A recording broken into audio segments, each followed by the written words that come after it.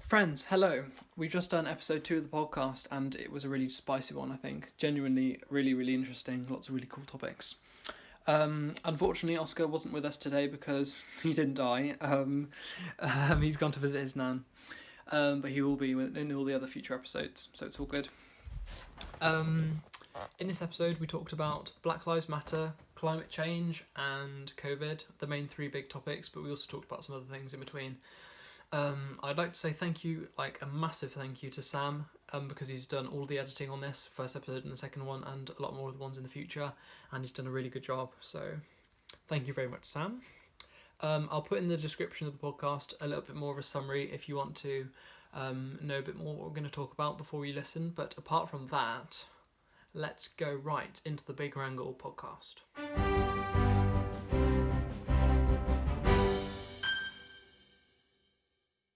Howdy. Oh my god, you're so loud. Howdy. Eating a microphone on purpose. I forgot that it was about this time. I forgot Tommy had all the power. That's true. Tommy has unfathomable power. Tommy, what percentage of your power are you using, out of interest? 5%. Fair enough, that's fair. I have to. Hi, Tommy. Hello. The question we'll still using that. Just for a second. I hate it. What's It's so old, though. Well, send me some of your recent artwork and I'll replace it. Honestly, the most recent drawing I've done is infinitely worse than that. Tommy's you views on regressed, gender have are you? a bit old as well, though, so... Tommy, do you want to see the one that I drew as per request of Moose? Yes, please. Oh, okay. Well. Show everyone, Ethan. We're all dying to hear about it. Oh no, don't show everyone, please. Where's Tommy? There we go.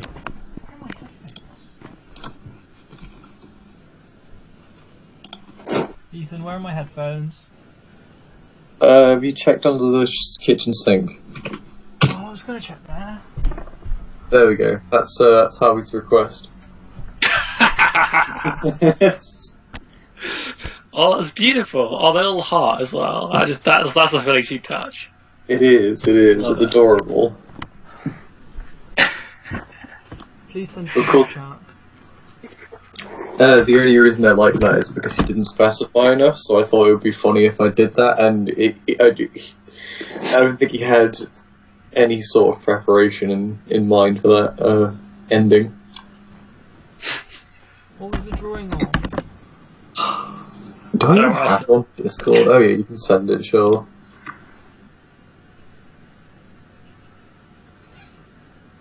Is it a extremely inside joke? Or is it just... No, it's definitely not. Okay. You should send Wait, it on the... what am I saying? Why am I saying on Skype? Don't send it on Skype, Tommy, no! you should definitely send it on Skype. You should definitely not send it on Skype, because I don't know why think not. everyone in this Tommy has all group the wants power, to so see I it. think you should If you're send it. DMing it to Kai, it's fine, but I don't think everyone in this call would like to see that. Well, I'm pretty sure they would. Well, I DM'd it to Kai, but he's not on Discord. Send it to the group chat, Tommy, do it. Oh, I'm not going to do that because that's a bit mean. yeah, no, I'd rather everyone, Everyone doesn't need to know how far Ethan will go with his drawings. Exactly. I can try and DM it to you, Would it Kai, get don't worry. demonetized on YouTube is the question. Yes, definitely. Oh, okay. Oh. Do you still wish to view it? Because I can send it to you, on WhatsApp. Send it on what? Actually, no, my phone's recording me right now. Send it somewhere. It was somewhere. Where do I have you? I only have you on WhatsApp and this. No, you are a Discord. Hello. I'm done. Hello. Hello. Just realised you use the Minecraft server. What am I I on? like your fancy mirror, Georgia. Thank you. We're just letting the call fill up a little bit and then we'll crack on. Okay. Hello. There we go. It has been sent. It's on Discord, so you can view whenever you please. I mean, I already sent it on Discord. Well, I I'll also look sent into it on on Discord Discord. now. So. Yeah, mine's better. So. Yeah, probably. How you see, yours was a copy. Mine was also a copy because I still have the original file, but I don't know where I was going with Oh that. no! Oh no! Exactly. I like how the stool's 2D and then everything else is 3D. Is it? I don't Fine, know what. The booty is definitely 3D. You're damn right. I mean, it's all two-dimensional, really. If you think about it. That's deep, bro. I never think. Understandable. How many people do you reckon are gonna mosey on down? I don't know, I'm quite surprised that 9 people came, given that it's Father's Day. You terrible children, you should be out with your father. I'm gonna be on a call later on. I hope it's not tea, and I made him a cake, so screw you. Oh, did you? That's lovely. Yes, I What did. was in your cake, Tommy? What do you think's in the cake? Flour. Cake ingredients. Cake juice. Tommy, what was Liquid actually in cake. the cake though? That's just batter, isn't it? Cake juice.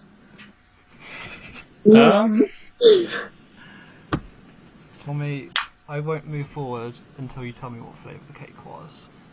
It's important. It was chocolate and coffee. Ooh. Oh, nice. I was a bit disappointed at chocolate, but then you said coffee and you won me back, to be honest. What's wrong with What's wrong with chocolate? chocolate cake?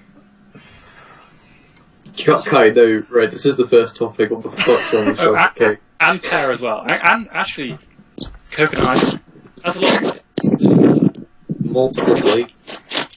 I'm just Not not a a bit. child like you guys clearly are. You chocolate cake enthusiasts. Chalky cake. I not liking chocolate cake is the most controversial thing that will ever come up. It really is. Chalky cake, good cake. Me like, tasty. I like carrot cake though, that's supposed to be the controversial one. I don't think I've had carrot cake. Carrot cake's Ever. delicious. It's not controversial. I agree. Carrot cake's the best. I just like all cake. Although, Yeah. okay. If it's in front of me, I'll eat it. It seems to be the attitude of most people. Everyone likes food, what can we say? Food equals yum. Yummy. Friends. When's Awesome. the first episode coming up? If you looked in the trailer, it said every Sunday, but it's Sunday now, and we Yeah. haven't had anything. Well, right now, Mr. Sam Goodhead, the absolute king, is going to be watching this while he's editing it. He's editing the first episode right this moment, and he's being an absolute king. But because of some technical issues, we've only just been able to get it to him, the footage. So either tomorrow or Tuesday is when it will come out. But can we give a collective thank you to Sam, because he's an absolute... Thank you, Sam. Sam, as always, being the Thanks, absolute Sam. king he is. Oh, isn't that sweet? Wholesome content. It's always wholesome content whenever Sam's here. Exactly. Right. That one. Open conversation. Wow. So,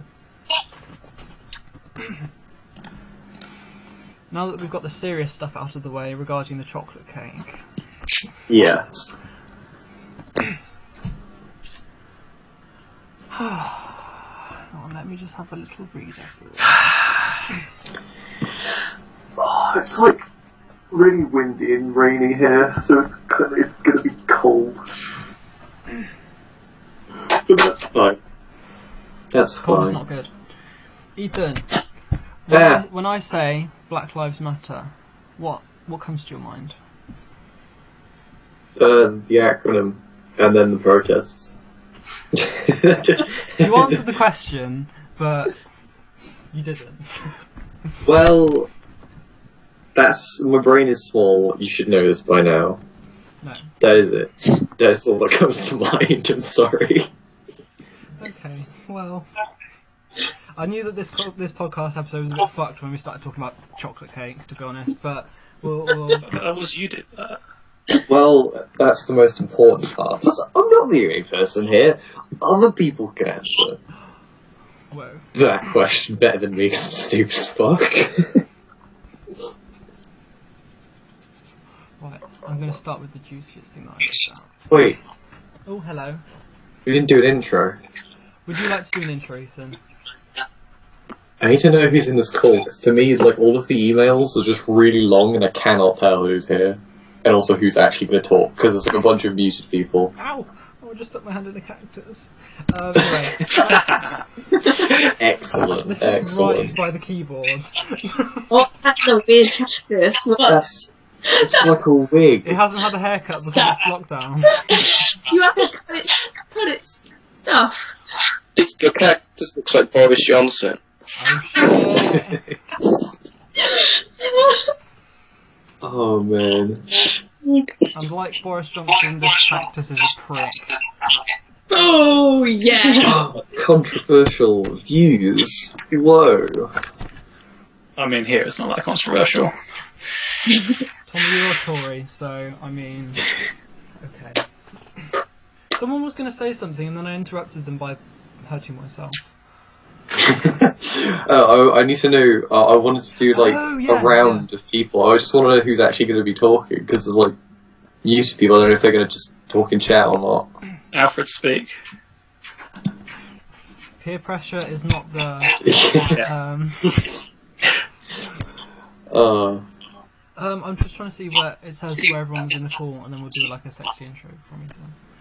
Sexy. Hang on. Are you on the computer? Me? Yeah. Yeah. Okay. If you press the little 9 of 12 are in the call in the top left. Oh dang. That shows everyone. All of these are like series of numbers and stuff. Where's Erin Are and they? Oscar? Erin's at work. But she's coming back, which is the important thing. Her shift ended at 4. And Oscar is visiting his nan. Dog. Which is absolutely unacceptable. I mean, if I use these names, I'd be welcoming such names as guest colon 25E99A1-0015-439E-B88. Right, okay. I can see who's in the call. So, wait, no, I can't. What is happening? No. Dog. Right, I'm just going to type in chat everyone who's in the call, and then Ethan can do a sexy intro. Whoa. Carl, is yours the only camera that's on? Yes, The only other camera, apart from yeah. you. Okay. The rest of us are fugly, so, you know. I'll have you know I'm incredibly attractive, I just don't have a desktop camera.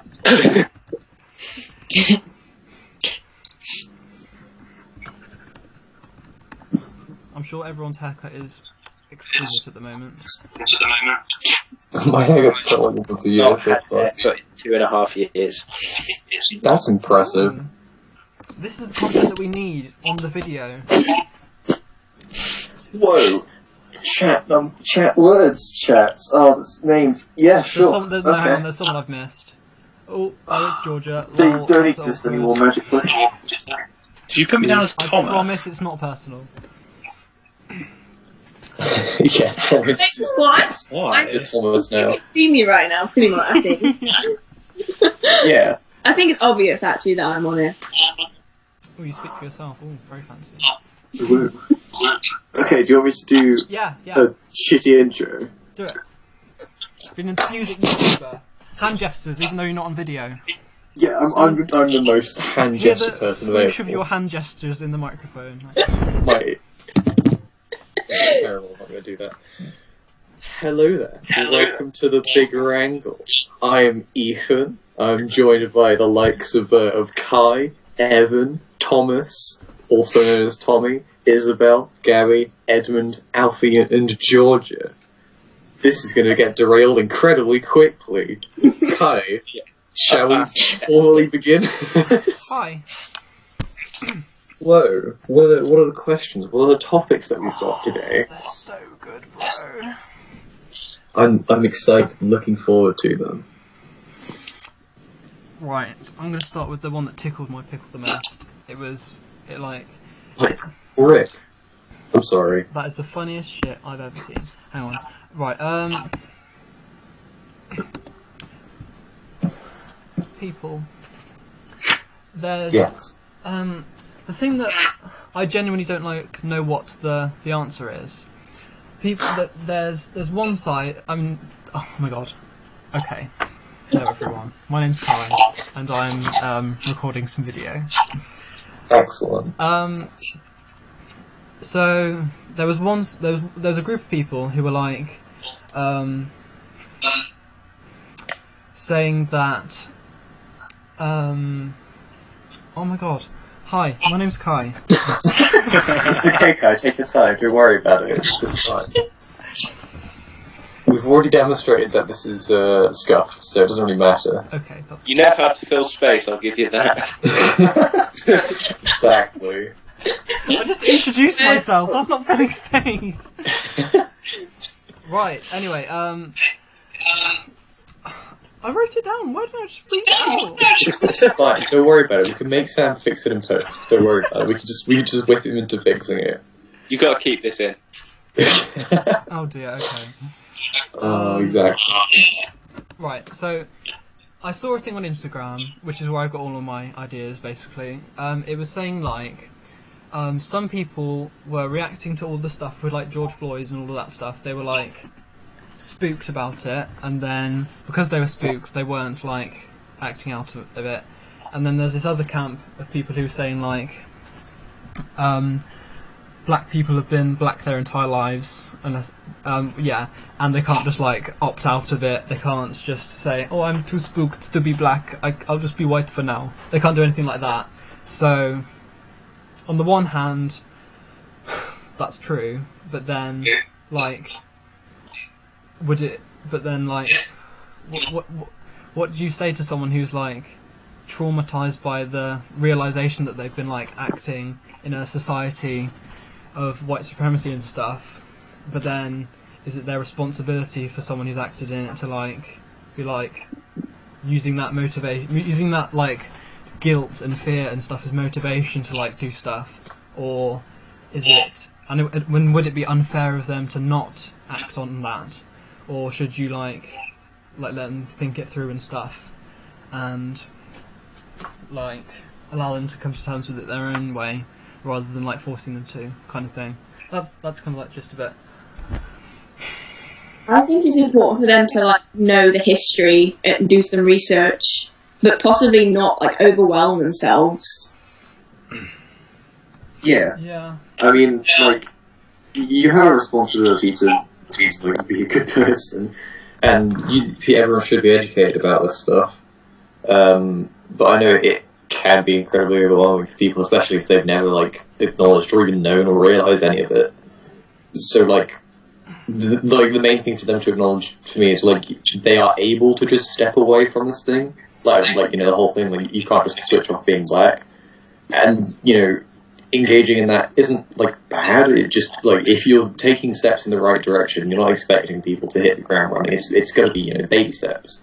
And what matters is they reach the destination and that they're working towards that. They doesn't need to, like, you know, prostrate themselves or whip themselves or whatever to force themselves to do this. As long as like progress is being made and they're making changes for better, then it doesn't really matter how long it takes. Yeah, I think he's hit the nail on the head there. Like, no one is gonna blame you if you didn't know about the way the world works, because it's not gonna wear its white supremacy on its sleeve. But once you realise and once you've come to terms with that, I think it's your moral obligation to try and spread that message to others as well. That's very true, actually. And like, the whole point of it is getting the most amount of people to be inspired and stuff. I guess another thing to think about is like, if you've like had like a big like change in your mindset and stuff, and you've like speak to yourself, is there like a certain thing? Because like some people, I don't know if this is an actual thought that people have, but then I feel like people are inferring it that like just doing nothing and continuing to live and benefit from the society that we're in is like not enough. So would you say that like doing nothing and not helping the cause is not enough now that we've realised how big of a problem that it is and things like that? Because I don't know. Yeah. Oh, sorry, you go. No. I was just gonna say, like, I do think it's almost contributing to the whole society that is moving forward, like, still in a racist way, and it's ingrained in society. So then, like, realising, because, yeah, many people obviously haven't, didn't know or didn't fully realise, because it's supposed to be like that. Like, society doesn't want us to just, like, know. So, but I think that, yeah, when we do find out and when people do come to a realization, I think that like, them being quiet is almost contributing to it in a certain way. And yeah, I think the main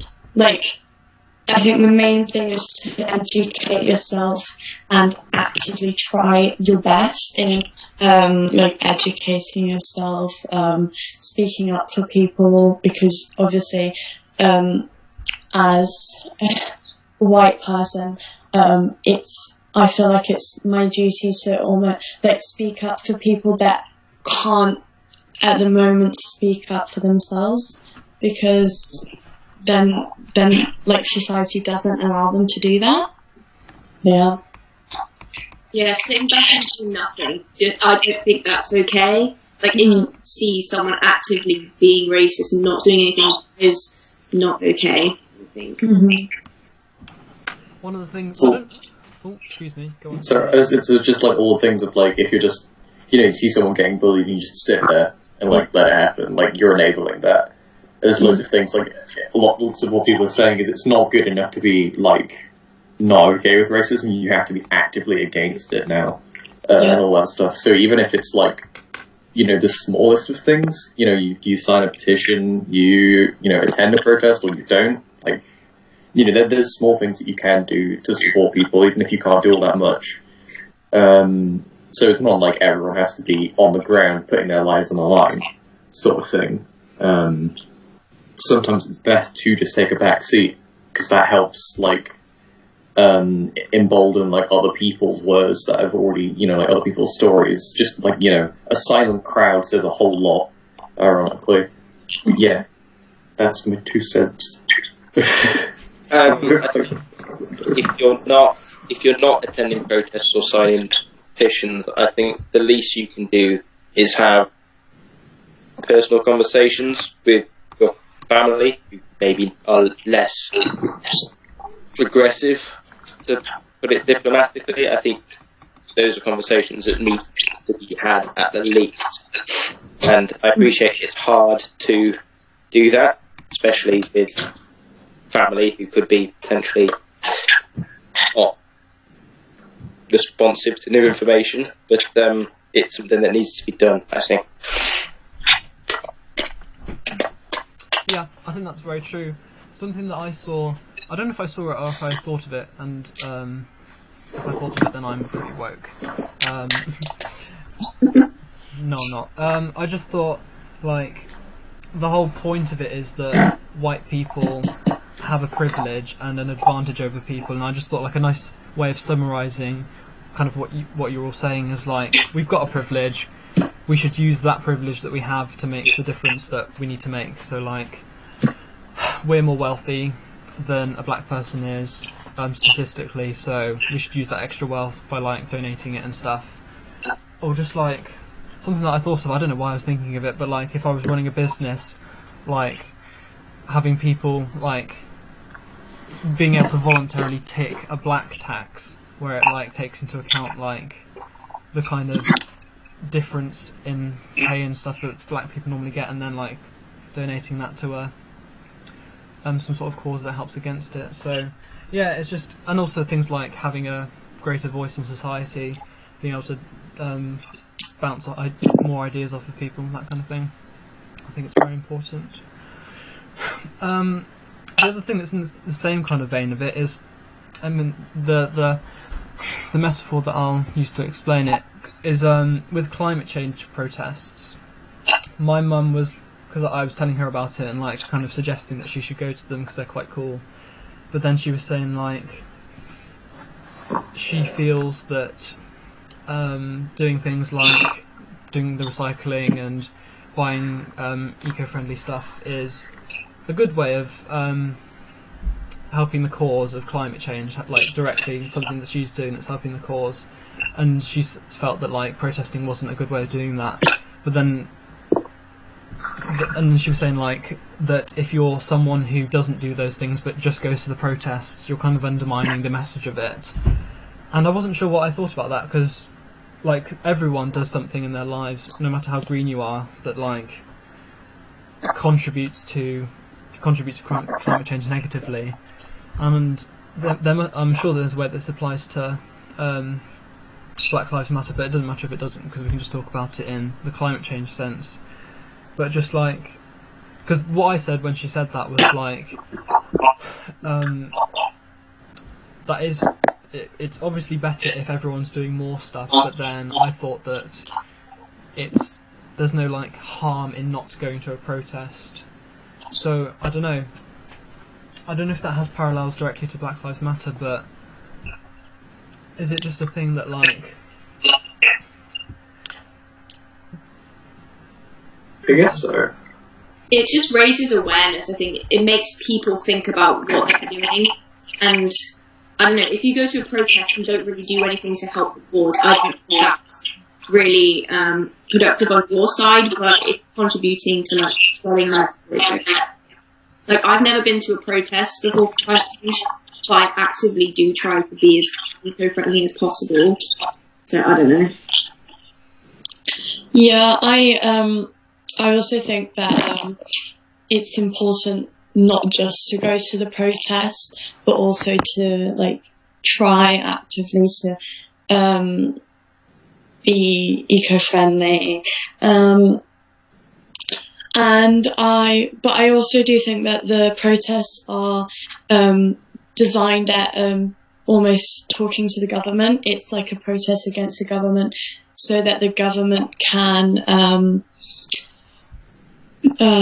implement things that are more eco-friendly in everyday life for the citizens. So I think that is also one of the main reasons for the protests, other than just raising awareness. But yeah. Yeah, I agree. I think the protests are absolutely necessary, because even if every single sort of, let's say, normal person, quotation marks, on the planet was as eco-friendly as they could be, it would not make much of a difference, because of the fact that big corporations that emit about 70% or more of CO2 and greenhouse gases. So unless the government does something about it, all the work that we do on an individual level will not be worth a great deal. So the protests, I think, I mean, it's good to recycle and be eco-friendly, but the protests, I think, have to take precedent. Yeah, like protests, they're both good things. They just achieve, like, they both have the same goal, but they achieve different things. Like, protesting spreads awareness and pushes for change for like a larger scale, like economic change. And then there's like personal level of like economic change. So you can lower your own impact, but like protests aren't designed for that. They're designed for lowering worldwide or countrywide or countywide or whatever impact. So like they're both achieving the same thing, so they're both like equally necessary, but it's like the same end goal, but they're both doing different things for that end goal. Just to offer I don't know if someone was talking then. yeah. But thank you. And I think you're a little bit I was quiet. just. Pardon? I think Edmund. Did someone talk? Okay, you go first. Okay. I was just going to say, just to like throw in a different opinion about the protesting. You could say that like young people always protest against the establishment and the status quo just throughout history. That's just a fact. So climate change protests aren't anything new in terms of that. So if you don't actually follow through and do something in your individual life to help the cause of stopping climate change, how much do you really care about the cause itself, or are you just protesting for the sake of protesting? That's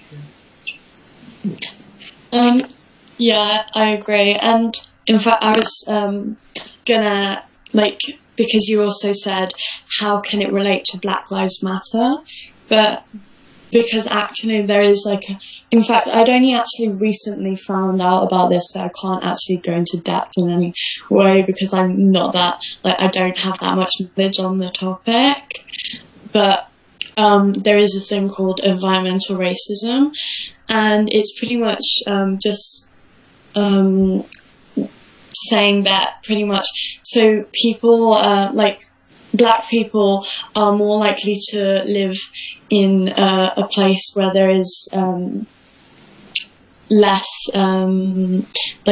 which environmentally isn't as friendly, and I'm not fully sure on the whole matter, so I just wanted to put that in as well, so if anybody else knows anything more about that, I don't know.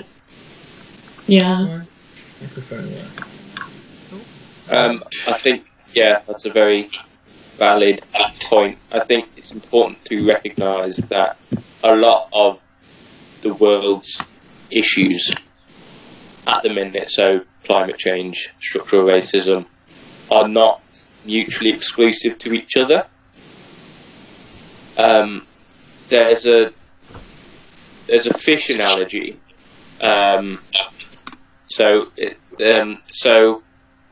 Sorry if I go off on a bit of a tangent here. So, due to climate change, fish are dying, and as a result, the fishing industry is struggling.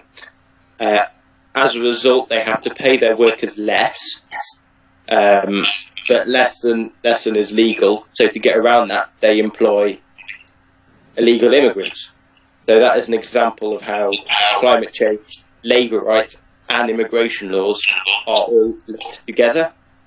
And I think that's representative of society as a whole.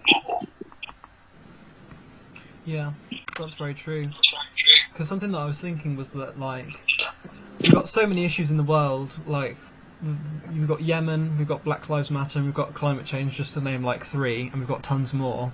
And I was thinking, all of those are terrible issues that we have to solve, but then some of them, like climate change, it feels regardless of how much we solve the other ones, as long as climate change is still an issue, it's it doesn't matter because we're all going to die and stuff anyway. But then the fact that you're saying that and explaining how they're all linked has kind of spooked me out a bit in thinking that was what we should do, because it is completely true that all those other issues are combining together. Even like bombings in Yemen, those are going to negatively impact the climate, and just so many things like that. So it's even bigger of a pickle than I thought it was. It's rare that you'll ever have a completely standalone issue. If you do, that's the best possible thing, because it has one solution that doesn't impact anything else. Yeah. But that's also the benefit of it in being interconnected, where if one problem is the root cause, you solve that problem, you're inadvertently solving a bunch of other problems as well. That's true.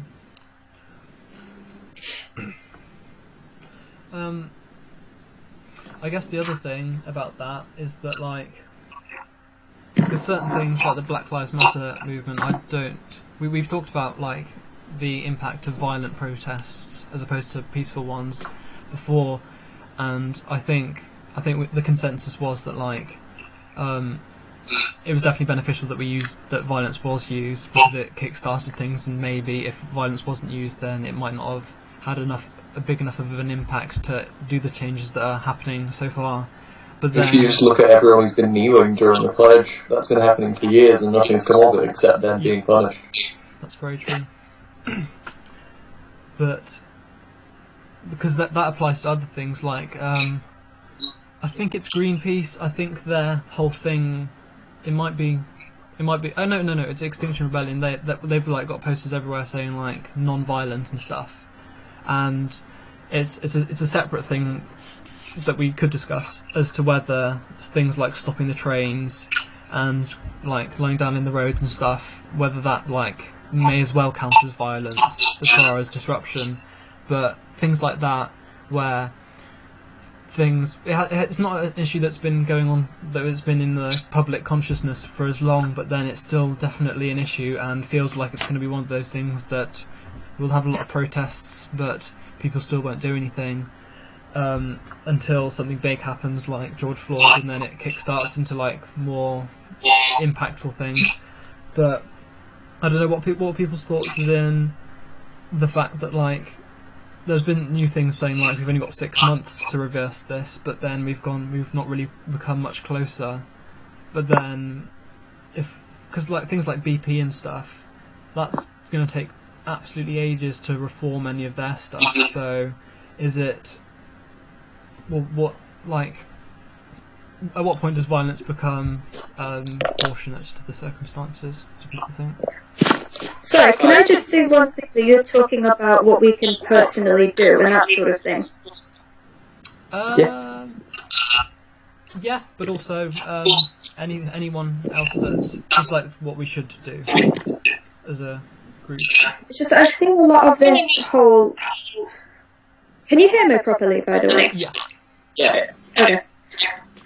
I've just heard a lot of this whole about silence is violence and that sort of thing, and I just want to point out that there's a lot of this as well of educate yourself, and that's important, but that takes time, and so people that might seem silent are actually educating themselves, because you can't just look at one statistic and be like, right, that's evidence, that's it. I just go to a protest just believing everything.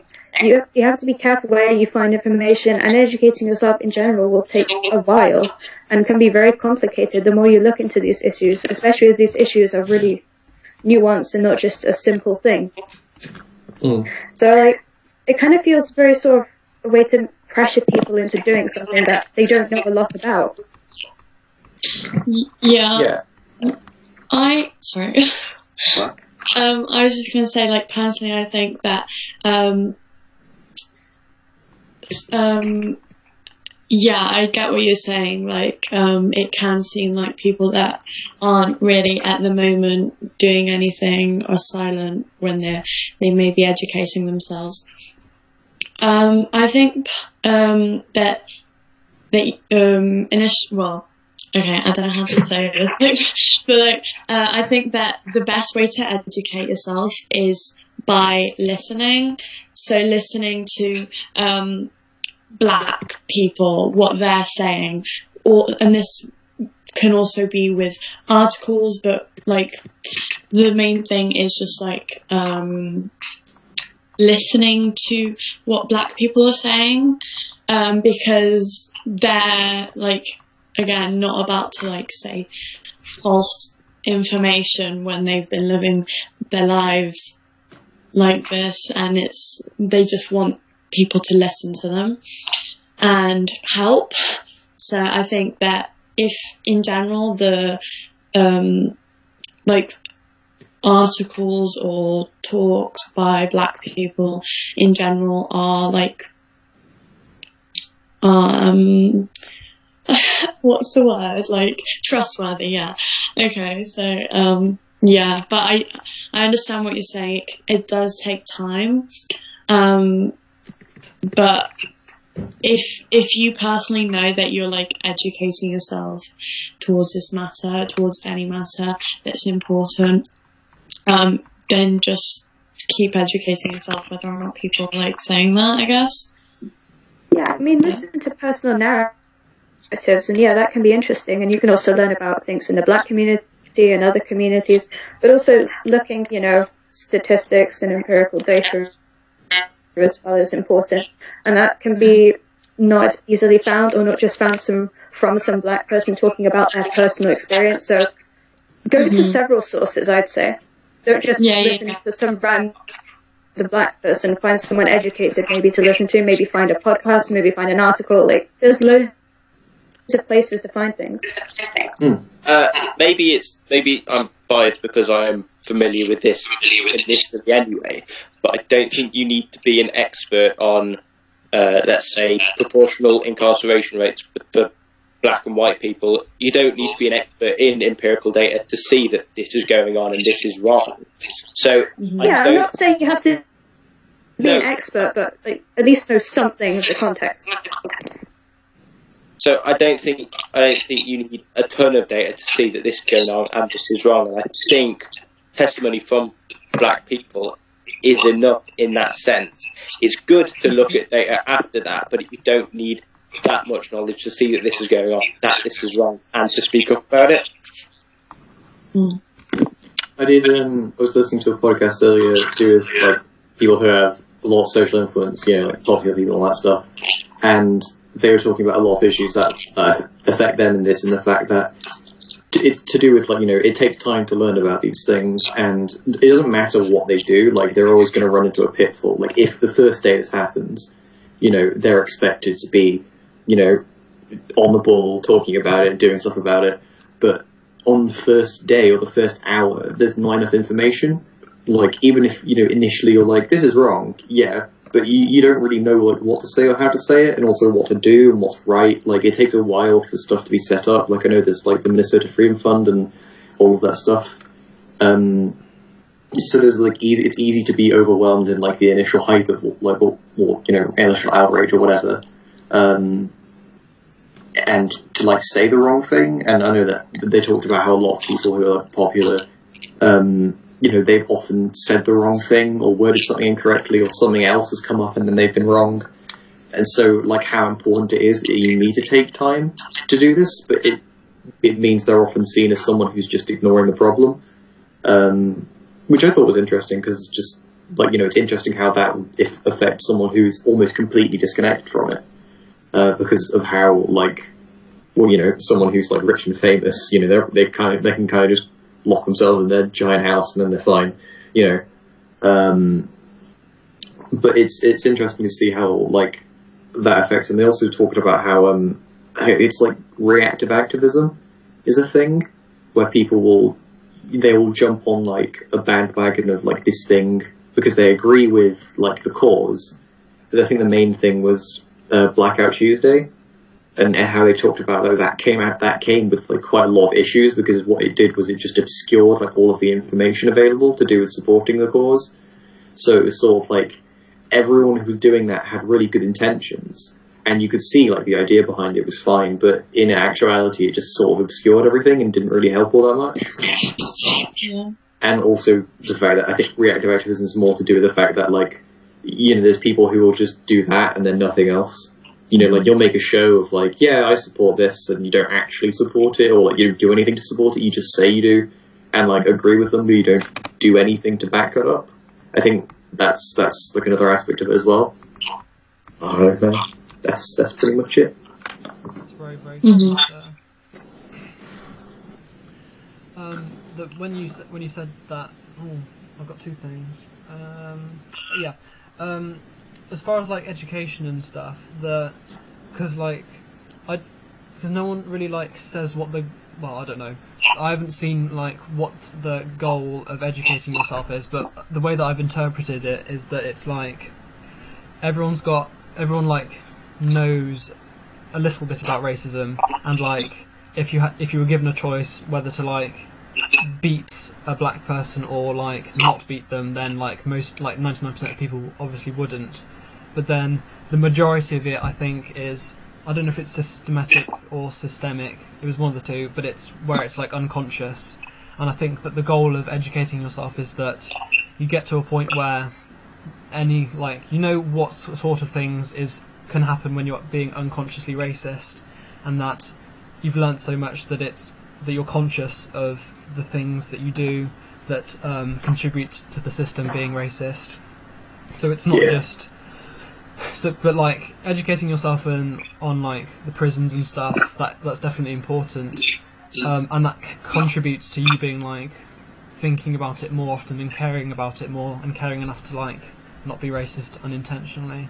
And I think that's like the goal, just so that you're more aware of it constantly. Yeah. I think that like what was I going to say? I've forgotten now.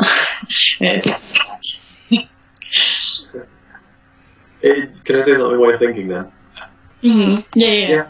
I think, like, in terms of educating yourself and not doing stuff that's unconsciously racist, like, obviously it's not going to be like, black person, would you murder, yes or no? Like, obviously, even if you do unconsciously racist things, if you're not, like, an aggressively racist person, you're not going to say yes to that. It's more the fact that, you know, you're going home late at night and you see, like, a black dude just walking, and he's walking towards you on the street, and then you unconsciously, like, you know, you cross the street out of, like, fear of, like, oh, you know, that he looks a bit sketchy. And it's like, it's like acknowledging that, even if that's still your first thought, acknowledging that and being like, oh, wait, no, that's kind of sus, man.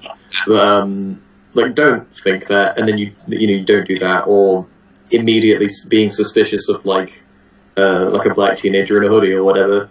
So it's going to affect more stuff like that. Obviously, that's going to have other aspects to it as well, but for the main thing, that's going to be the main outcome of, like, educating yourself, as well as hopefully putting support towards bigger issues and, like, systematic change. But the small steps, that's what's probably going to be mainly coming out of people educating themselves. Yeah, I agree on that. I think that it's mainly acknowledging because everybody, like, we're gonna have initially, society has racist tendencies, so it's acknowledging those and again, like you said, making those small steps to realise that no, that's not okay, that's not what it is actually, and you're going, like, also realising that you're going to get it wrong, and to not take that, like, too deep, because you've just got to realise that you're going to get it wrong, and just realise that it's okay, and it's part of the process of learning, and just trying to better yourself as it comes. And also, again, listening to black people and what they're trying to say, and like, if you get corrected, because again, like, we're going to get things wrong, it's not an automatic process, the system's racist, it's so but listening and not taking that personally, because nobody wants to be thought of as racist. But again, if you take that personally, that being corrected, it's, again, like, nobody's just trying to, like, say, oh, you're racist. People just want to, like, help you in being, like, I don't know, I've explained that really terribly, but I don't know if I got my idea across. But yeah. No, I think that makes total sense. Another thing, it's not so much about the well, it sort of is, not really. It came about from, like, a meme, which is a bit weird, but it's the, you've already seen it, it's the meme where it's like fashion Instagrams be like, and then there's, like, a load of white people, and then there's a black square, and I think it's actually, like, it's like, it's a bit silly, but it's, like, really true, because it's like, it's so disingenuous, and it's just like they're clearly doing it not for, like, putting a message. Well, they sort of are, but then there's just a clear incentive for them to do it for money reasons, because it's like, oh wow, Boohoo is posting black people, I love them, I'm going to buy their stuff because they're supporting anti-racism, that kind of thing. And it's we like, are diverse. We are diverse. Yeah. Yay. Trust me, we're good. And it's like, it sort of is, because I don't know, that's one of the things that, like, is a bit spooky, as in, because even with, like, the Black Lives Matter Blackout Tuesday Square thing, there is, because it's like, it's all about intention, and there's, like, a certain part of it that's going to be like, I'm doing this to promote Black Lives Matter and show solidarity and stuff, but then there's also a bit that of intention, of subconscious or not. Not everyone's like going to be thinking this, but a lot of people are going to be like, well, if I don't do this, then my friends are going to think that I'm weird and racist and things. So, and that's kind of what's happening with the fashion things, because posting black models and things, that is sort of good because it's showing that. Oh, I've frozen. Can everyone still hear me? Oh. Yeah, we can hear you. Oh, cool. Yeah, we can hear you. I'm just doing that on my viewfinder. But yeah, it's like, because if they just continued posting white people, then it'd be like, oh, they don't support this at all. They've clearly done nothing. But then if they do, which a lot of them have, then it comes across as really disingenuous. And I'm not sure what the in between is. And I think there's a lot of things like the Blackout Square where. The intention can be misread or interpreted in a certain way that comes across as disingenuous, and certain things like not turning up protests also has that same thing. So I don't know what people think. It's for companies and groups and such like that. It's difficult to make like a good. There's no perfect PR move to make like right now, because if you haven't been doing if you haven't constantly been, say models, if you haven't always constantly been posting a diverse amount of models, then, if you continue posting normally, it's like you're ignoring the issue. But then if you all of a sudden start posting more black models, then it's like, you're jumping on the bandwagon, you're just doing this for attention, you don't actually care. It's even worse if you do it for like a week and then you go back to normal. But it's like, even if you're already diverse, and you say you already posted like just whoever comes your way, and that's already a diverse group, then like continuing to do that would, if that's your way of showing support, that would make sense. But people would see it as you post one white person, you don't care about Black Lives Matter, you don't care about what's going on. But if you only post black people, it's like you don't care about diversity, you don't really care about this, you're just doing this for attention. So it's like someone's always going to be like, you're doing it wrong.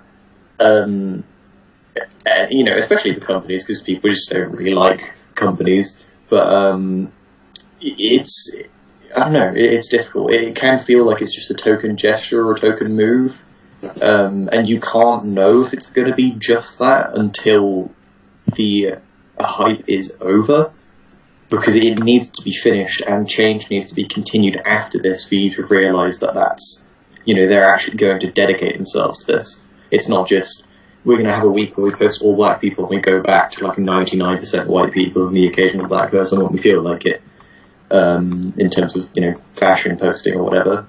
So it's something that you really can't, to me, I can't see them deciding until the end, I guess. It's interesting. You can also look at, sorry.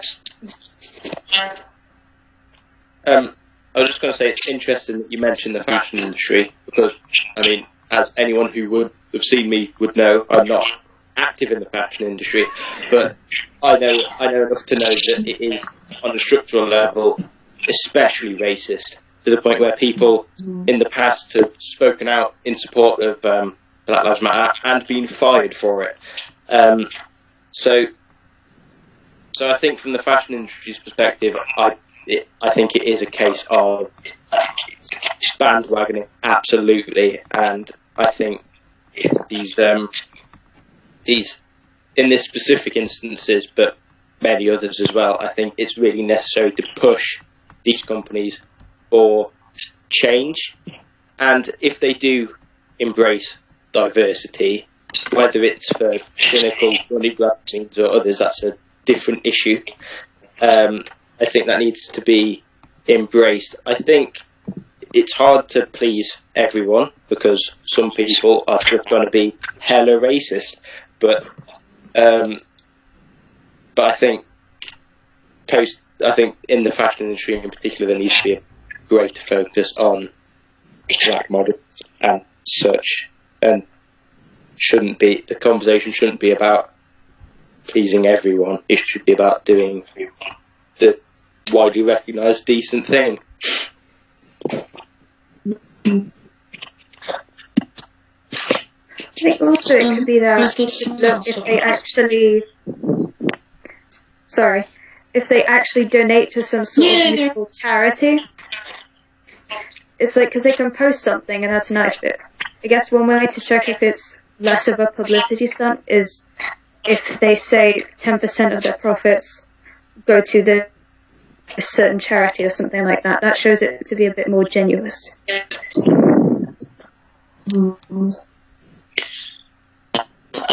Also, like, it's not just, like, the fashion industry has so much racism in it.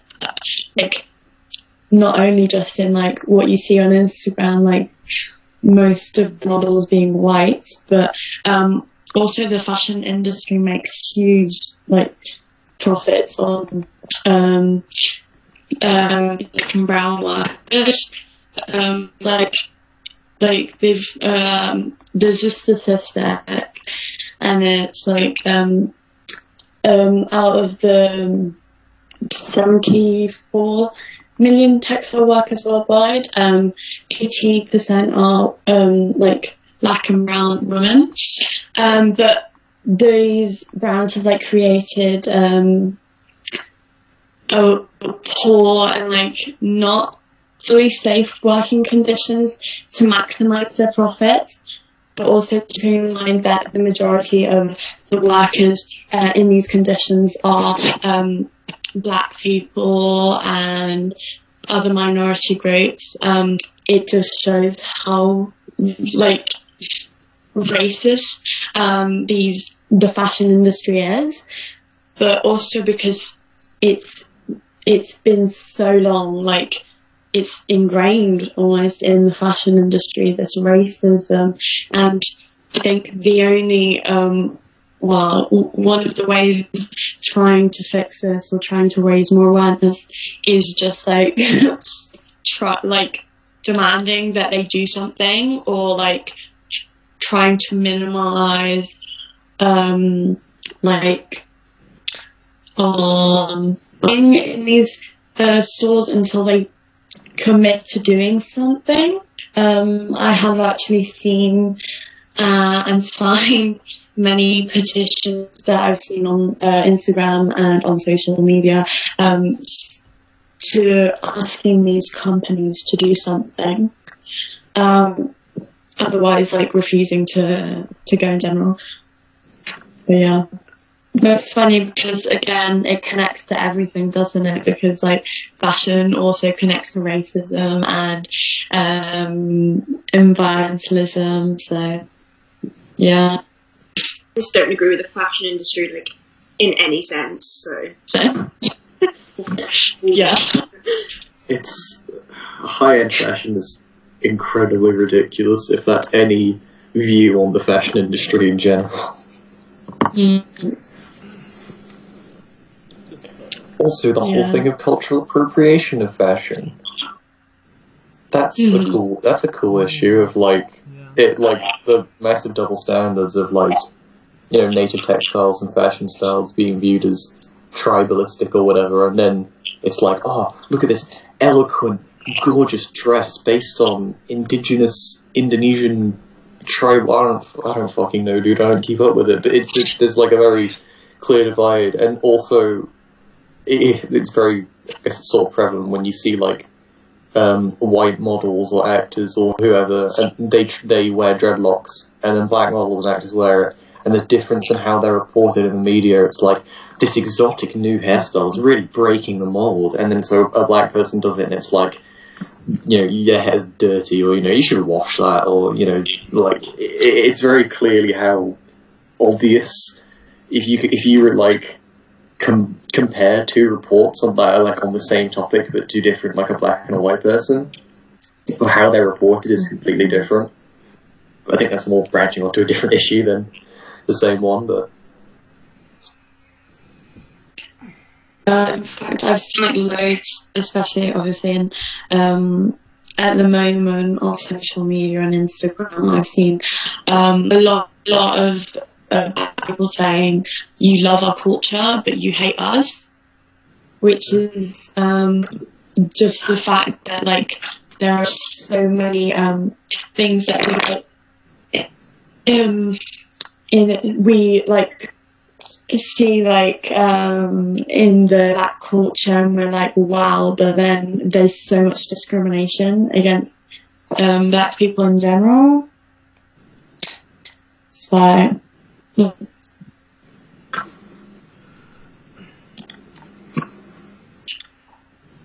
we talked about cultural appropriation and that. Had a little echo there. Is it gone? Okay. Yeah, we had a little talk about where to draw the line on cultural appropriation. Hang on. I'm going to try this. Let's see if the echo goes. Oh. Next time I'm going to wear headphones, so it won't be a pickle. I muted Isabella, is what happened. You should be able to unmute yourself, hopefully. What was I talking about?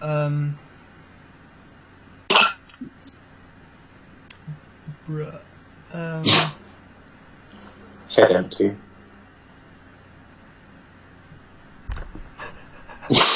I was listening. I promise I was listening. Oh, it's a mood. What were you saying? It was like Was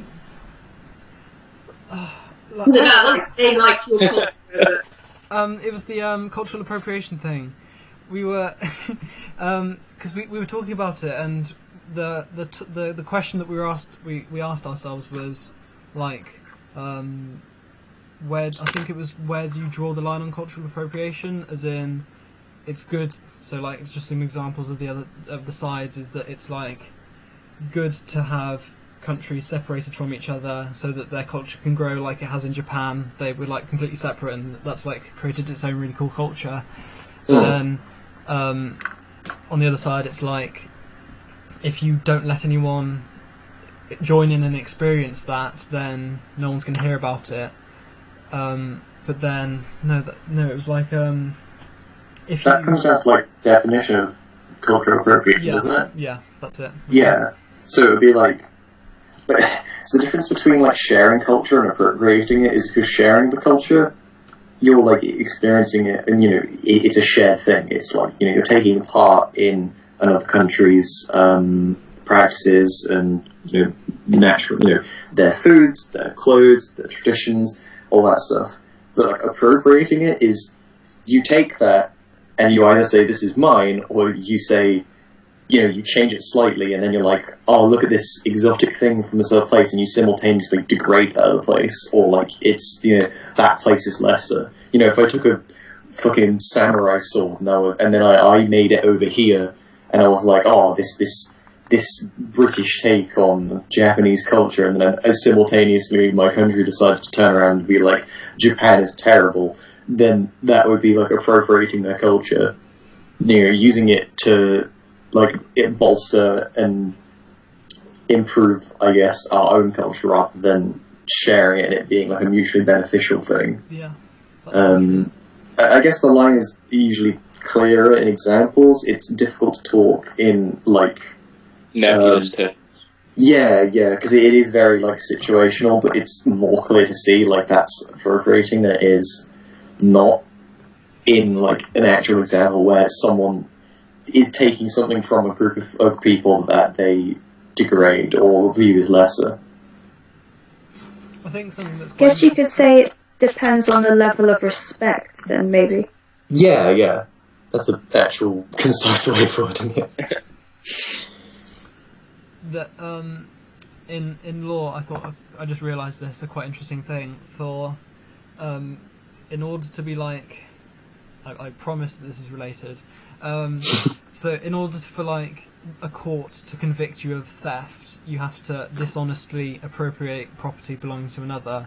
And the way that they define appropriate in that context is like extremely broad, as in it can be literally just taking it, but it can also be like if you like touched, like rubbed your face all over someone's bag, you're kind of, it was Like licking someone's cake slice. yeah, because it's you're treating it as if it's your own kind of thing without respect, that kind of thing. So I think that kind of relates to what you were saying, as far as like how wide it can be, but equally that if it's respectful, then maybe it is okay.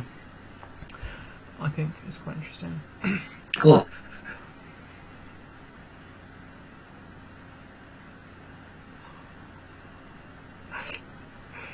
Whoa.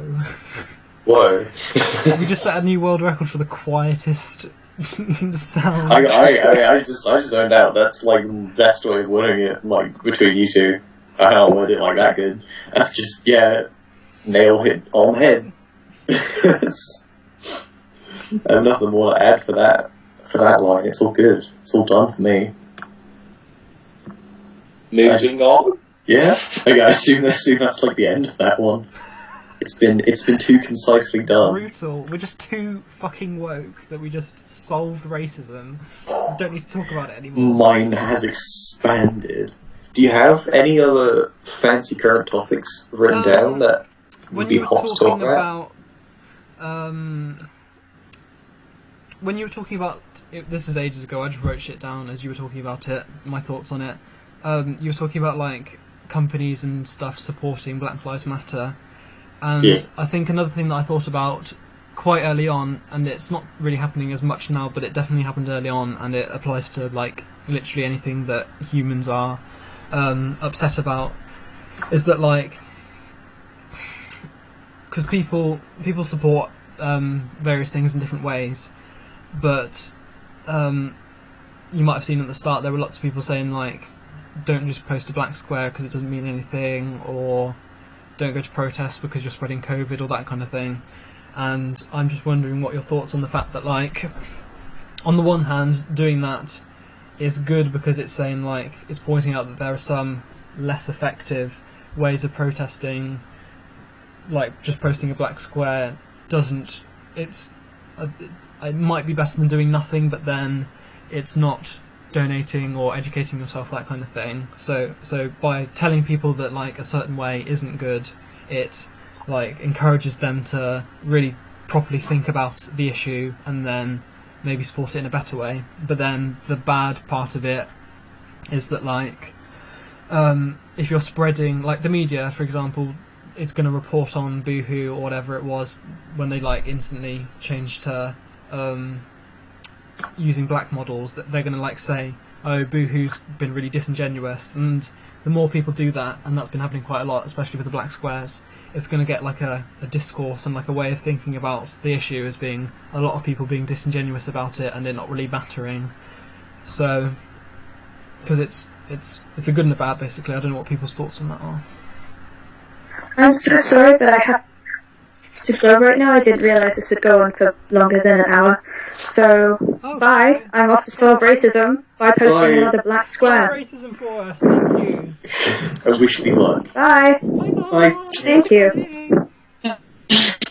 It's a perfectly valid thing. Like, I think what I said last time was, it's like, obviously in an ideal world, people, they're only gambling their own lives, and they're willing to put their own lives on the line for this. Obviously, the effect is, because it's a disease, it can spread, so you're putting other people in danger as well as yourself. But in an ideal world, everyone who's going to these protests are willing to risk their own lives for this cause because that's how much it matters. And I'm fine with that. I would do the same. But it's the fact that it affects other people who don't want to do this or can't do this because they need to shield themselves. That's like the negative impact. So it's like, it can be done better in terms of, you can have distance protests, but it's a risk that people are willing to take. It's a cost that they're willing to pay for social change that is completely necessary. That's my view, I guess. Yeah. Hang on. Yeah, I think I think, well, there's never a good time to be doing things like this. And granted, this is a particularly bad time. But I think the protesters are aware of this, and at the protest singular I've been to, the steps that were taken to ensure that things were sound. So people are aware of the risks, and I think if you're choosing to go to protest, it's a conversation you need to have with the people around you to say, you know, this is what I want to do. Are you okay with the risks as well as myself? Which is what I did.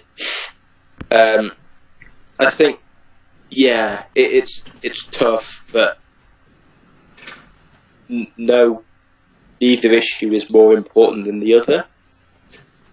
And plus, COVID disproportionately affects minority races, and minority races are more likely to be in sort of lower quality areas, who are more at risk of getting COVID in the first place. So in a way, the protests of COVID are related in that sense as well. Yeah. I think the Black Lives Matter, the racism has gone on for so long, it just has to happen. I think, COVID's, something really new, and it's kind of got to the point where it's, okay-ish, but, something has to happen with this racism. Black people have been, suffering for so long that I just think it's okay. I don't know if that's kind of controversial, but... I know, with the protests happening now, if there wasn't a lockdown, if COVID wasn't happening, there wouldn't be nearly as much going on in the death of George Floyd.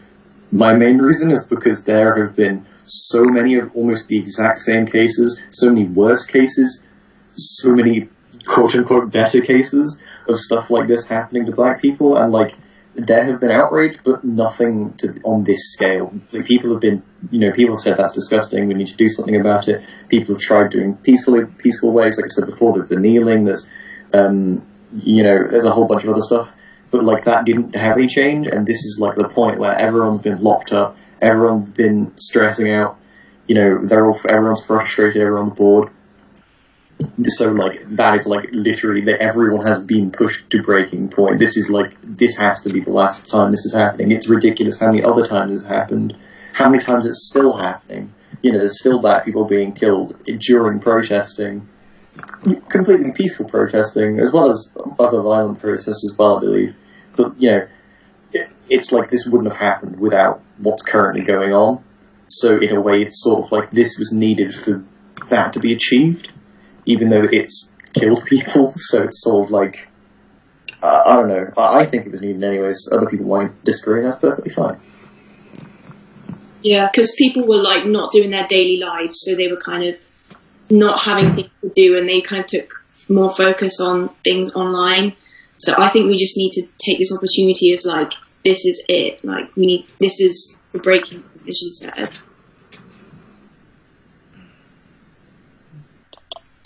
Yeah, I agree, and I also think that people, especially in America, people are going out anyway, and then going out in groups, in big groups anyway. So really, if we're gonna say that people are saying everything that's bad about the protests, when a lot of people are going out for not as great a reason, when I think this again should be a good reason to go out in the current times. So I don't know. Interesting side note, have any of you heard about America just deciding that COVID is over? Yeah. There's loads of people who are just yeah, it's fine, it's done now. Like, I saw a picture of someone who posted, like, a selfie of themselves shirtless, because they'd been working out, and they're saying post-COVID bod, as if it's just finished, despite the fact that America is, oh boy, they're spiking. Yeah. It's funny to say, you know, haha, America stupid. But I think that's come from the top. That's a ploy by Trump to make himself look good, to say, oh look, we've got past COVID, even though literally everyone can see that they haven't. And it's a protection of the very extreme and broken American capitalist system, because it couldn't carry on like that without people really realising that it's a broken system. Hell, I mean, you had people earlier on protesting to go back to work. Yeah. And, like, there's always been stuff happening about, like, oh, COVID's not real. You know, it's a Chinese ploy to weaken the Americans, or, you know, or whatever. Like, there's always been stuff like that going on. So it is a deeper issue than just, haha, funny, people being stupid, indeed. Yeah.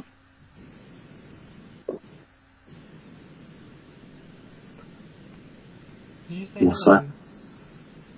What? So, I thought they said yeah. Oh, okay. That makes sense. Something interesting that I listened to, and I have no idea about the validity of it.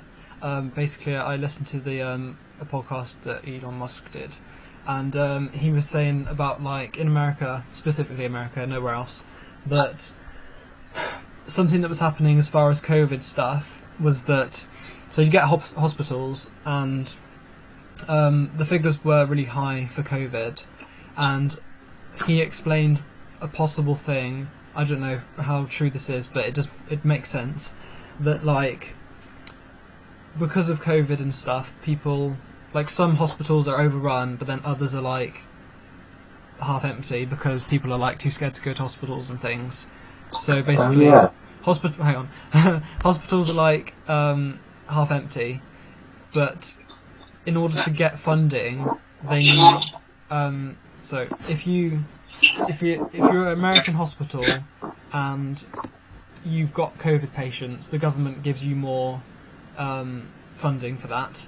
So what Elon Musk suggested was that hospitals are lacking funding because they don't have any patients, and in order to just not, like, fire doctors and stuff, they're recording deaths as being COVID deaths to get more funds. And the way that they're doing this is not just for ones where they're clearly dead of COVID. He said that it was like they're doing it when there's a symptom of COVID. They don't even have to test people whether they've actually got the coronavirus, and it's things like shortness of breath and coughing, but that's just what happens when you die anyway.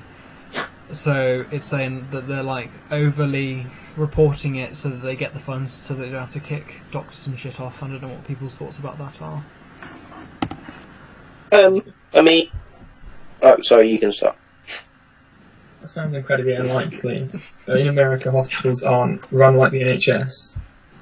But the medical industry in America is a massive money field. They don't need to fake stuff to get funds, really.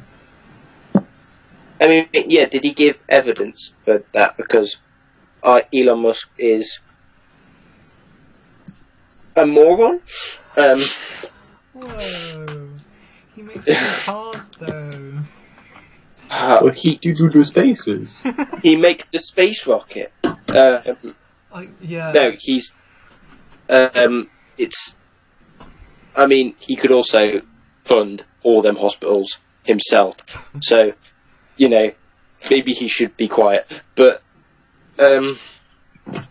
yeah, I think that's unlikely. But I think even if that was true, it's a broken system that hospitals don't have enough funding anyway. Like that's just representative of a wider issue, and again, how fucking broken is America? It's very clear when you look at how they're willing to spend thousands on kitting out every single police officer who has like 2 weeks worth of training with full riot gear, but they're not willing to buy more scrubs for hospitals, so people have to literally come to work wearing bin bags because they've run out of equipment and they can't afford to buy any more. Have you seen the police budget for, I think, New York compared to the? It's unbelievable. Yeah, no, there's like a bar chart. I think I talked about this last time as well. It's a bar chart, and literally all of the other bars, if you stack them on top of each other, still wouldn't reach the police budget because it's so exorbitantly expensive. Is that comparing police budget to like the other stuff that the council spends? Yeah, it's the comparison of public spending. So like maintenance, other emergency services, whatever other public spending budgets there would be. I'm not that person to talk to about it, but it was like, if everything else was like, 3 to 15,000 or whatever, police was like 100,000 or more. Like, it was ridiculously, like, massively different how much they were spending on it. I guess it's good that they're hoping to cut that stuff down. Hopefully. On that note, kind of, there's been a lot of talk about defunding the police, but I think I don't know how many people fully realise, or it's just they think that the police is these defunding the police means completely cutting their budget. Because that's not what it actually would be. It's mainly, as you said, the amount of money that goes into the police is so incredibly high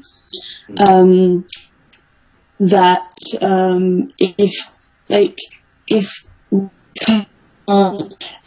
especially in America in this case, if America cut down the amount of funds that go into the police on other things that could increase the amount of people that go into prison or that need the police, whatever, would solve that in a certain case. If you decrease their funding to put it into other sectors, so that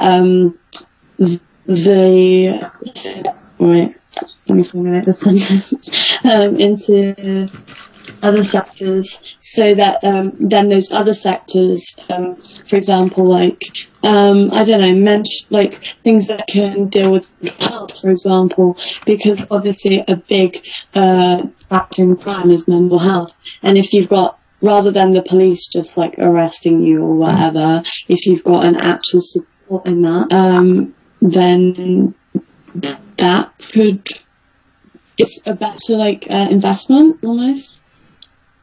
Don't know if that makes sense. Hear me? I heard someone saying, could you hear me? Yeah, okay. Just on the police funding, I'm quite personally conflicted on it. So I'd like to say about it. Stand closer to the mic. We're all thinking it. Evan had the balls to say it. Yeah, they're super quiet, mate. Oh no, it's my mic's so close to my mouth. I don't understand. Because it's in your mouth. Can you hear me? Can you hear me better now? Yeah, it's perfect now. Okay, I'll just talk way louder. So I'll literally be shouting in my room. So I'm quite conflicted about defunding the police because I've heard a lot of people talking about it. So I just quite like to know what people think. And I don't know. I just think it's a very idealistic idea, but also the funding the other sectors is great, but that's going to have a long-term impact on decreasing crime, whereas cutting the police budget will have a very short-term impact on potentially increasing crime. So it sounds great, but what do you do in the interim between the funding taking effect and cutting the police? You have to cut it, like, completely. You can just, like, take a little bit of money and put it elsewhere that's more useful. Like, they'll have enough money to, like, keep everything afloat. Personally, I think the interim will be negated by the fact that if there's less officers on duty, there's going to be less officers crawling around black neighbourhoods looking for someone to beat up and arrest. Yeah. So, like, since there's already, like, 2.5 times more higher incarceration rate for black people in America, if there's less officers, there's going to be less people arresting them, which means that the crime rates are going to go down. That obviously doesn't mean crime is going to decrease. There's probably going to be people saying, oh, there's less people on, you know, let's go rob something or whatever. Like, there is probably going to be an increase. But, like, if you're not willing to take that hit for the long-term benefit of, like, you know, your entire country, I'd be worried where your stance is, really, and, like, how you think about other people. But that's, like, the most you suck for disagreeing with me way of wording it possible. I feel like it's something that's I'd be more than willing to sacrifice like a few days of people, or like however long of people being slightly more in danger of having crimes committed against them with no punishment for the criminal than to, like, you know, improve everything around them, which would decrease crime in the long run. I guess the thing is that, like, we're saying about a short-term impact on us being more likely to have a crime done to us and that kind of thing, but the whole point of it is that black people are disproportionately getting affected by crime, so it's kind of like we're experiencing a little bit of the increased amount of crime that is happening, which is a thing. But also something that I thought about whilst you were talking was that, like, a lot of these solutions and a lot of, like, sociology things is about how crime starts off as in, like, poverty and stuff, and a lot of these issues requires that kind of stuff has to be sorted, but in order for that to be sorted it takes generations and generations of, like, adjustment in order for those kind of things to happen. So as in, like, if black people have like statistically less income, which is a statistic, that is something that has an impact on crime, because obviously if you're poorer you're more likely to do crime, but that kind of thing requires a solution that takes so long. Georgia, you're on mute if you're talking to someone else. I think they're looking away. Okay. But yeah, I don't know what to think about that, because it's definitely a lot of short-term things, like just police being stupid and stuff, but then there is definitely a lot of it that's long-term, generational things that are very difficult to solve. And like Edward said about the interim, there is inevitably going to be an interim, quite a long one, until stuff like that's so systemic and systematic that it's going to take ages to solve. And I think it's just inevitable that we have to endure that process in order for it to get to a good stage. Plus, personally, I think I think police spending is exorbitant, so it could go down to a normal level, and the police force would be the same. But I feel like because I'm more on the side of America is a little bit erring on the side of no longer democracy anymore. That, like, a lot of the police spending just seems to be like a further extent of power of, like, the government, and, like, if you spend a massive amount of money on people who are supplied to protect the populace, you can easily turn that around to controlling the populace, which is obviously being showed by them using stuff that's banned in war against their own against their own people, with tear gas and stuff like that. And if they have such massive numbers and such specialist equipment, then it's no surprise that you could easily, like, you know, like they already easily enforced curfew on people. So if you can force your general public to do what you want, obviously that requires a lot of money, and they're already putting a lot of money behind it. So in my mind, it's a good thing to take money away from that, because it just takes one step back from it being a dictatorship in America. But that's the most extreme version of it, possibly. But I am worried about that. There have been other things suggesting that it's a little bit fashy for my tastes. People have studied and stuff like that. there is the whole America is the only quote unquote developed nation that has pockets of disgusting like the worst squalor imaginable. Like, there are towns that have no mains electricity, no plumbing, no education, just nothing, and like it's literally medieval London. The people shit in the streets. There's nothing there.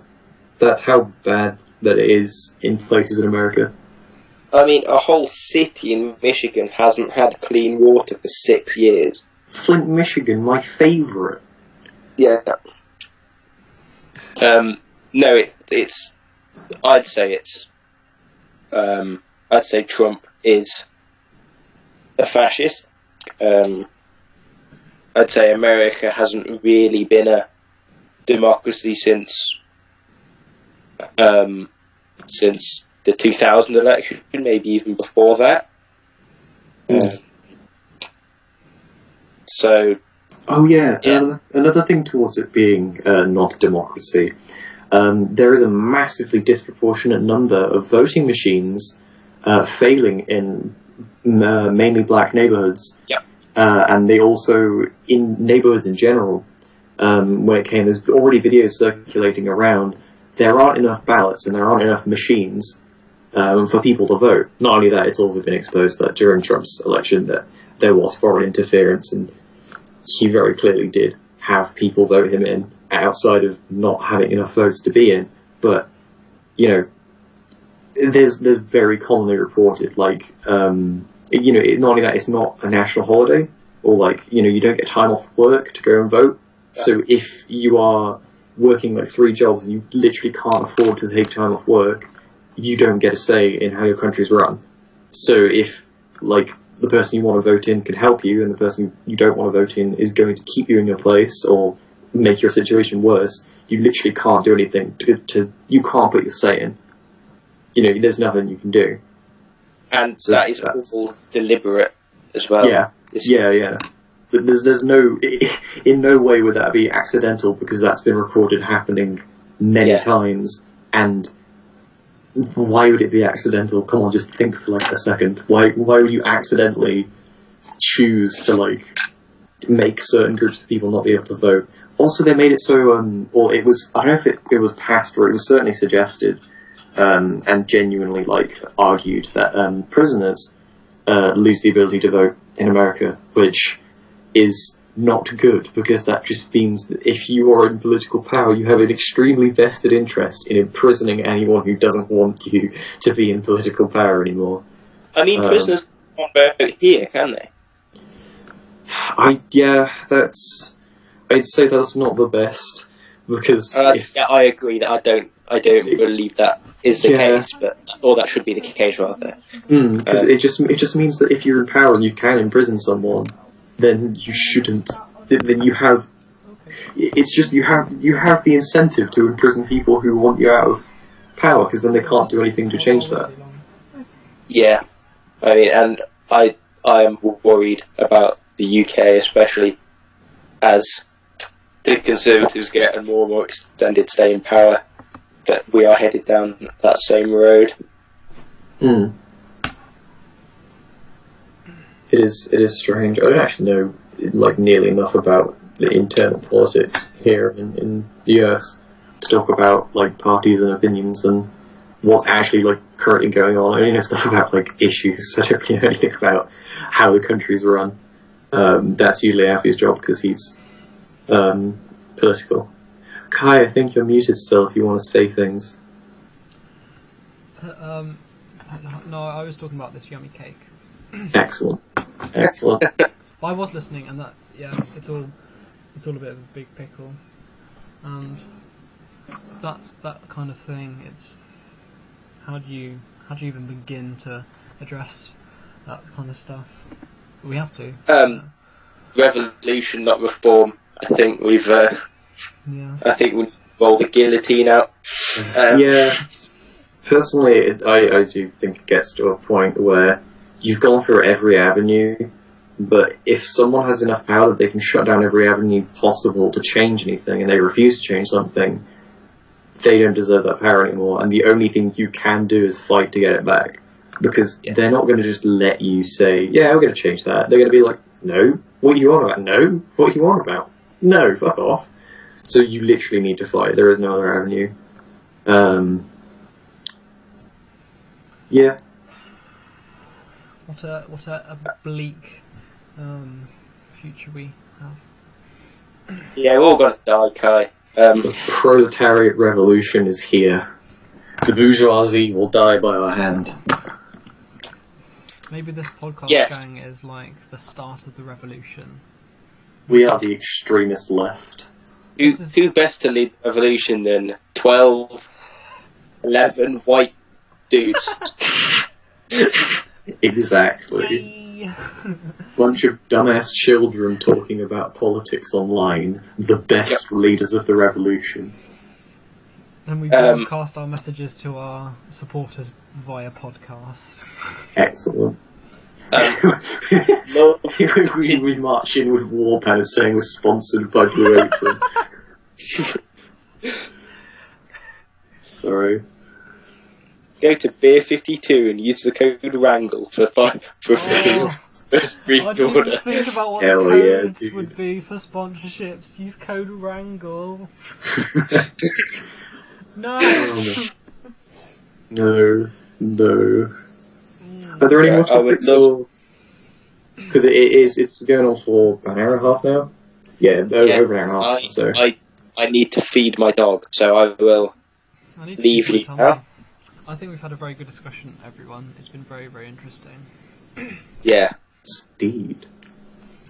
So, Ethan, since you did such a wonderful intro, maybe you'd be interested in doing the outro? Yeah. Also, it seems a bit weird to say this now, but thank Sam for do credits in that sense as well for editing and shit. I don't know if this is going to be in the final thing. Oh, he's got to edit this. Oh no. If Sam can't edit it, I'll gladly try and edit it. I actually have some software now, thanks to the recommendation after the last podcast. So I'd gladly try and editing it, but Sam is the big boy when it comes to anything audio related, so he is the smart man. But yeah, no, I can run the outro if you want. I won't be able to. Oh fuck! Do I have to do the names again? No. It's all yeah, okay. I'll just. Do you want me to run over the topics because you said you were going to edit it and put it at the front, or is that something you're going to do? Right, just so everyone knows, this bit isn't going to be in the podcast. We'll skip to an outro.